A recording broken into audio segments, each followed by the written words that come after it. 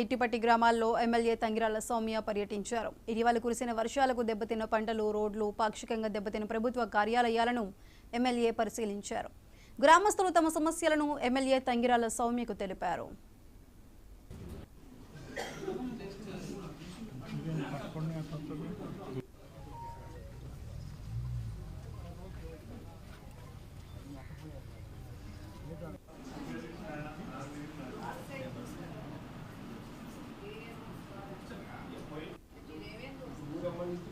సామాన్లు కొట్టుకుపోయాయని చెప్తున్నారు. పశువులు కొట్టుకుపోయిన వాళ్ళు కూడా మేము నమోదు చేయడం జరిగింది.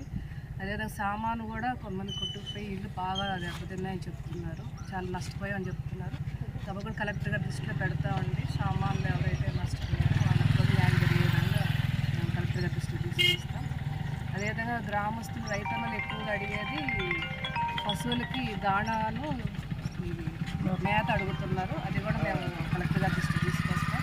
గతంలో దాణా సప్లై జరిగింది, అయినా కూడా సరిపోవట్లేదు. పశువులకి మేత కూడా కావాలంటాం కాబట్టి ఇది కూడా నేను కలెక్టర్ గారి దృష్టిలో తీసుకెళ్తాను.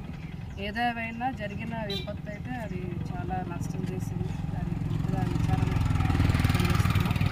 అయితే తప్పకుండా ప్రభుత్వం ఇప్పుడు కూడా వాళ్ళకి అండగా ఉంటుంది. ఇప్పుడు చంద్రబాబు నాయుడు గారు ఏ విధంగా విజయవాడలో గత వారం రోజులుగా నిద్రాహారాలు మాని ఏ విధంగా కష్టపడుతున్నారు, పూర్తిగా ఒక తాటి మీద తీస్తున్నారు, మా అందరూ చూస్తున్నాం.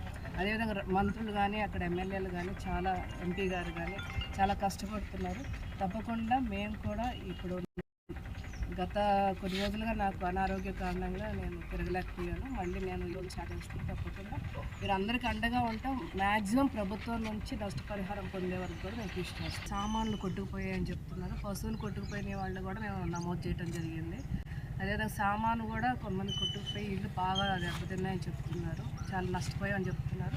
తప్పకుండా కలెక్టర్ గారి దృష్టిలో పెడతామండి. సామాన్లు ఎవరైతే నష్టపోయారో వాళ్ళకి కూడా న్యాయం జరిగే విధంగా మేము కలెక్టర్ గారి దృష్టిలో తీసుకొస్తాం.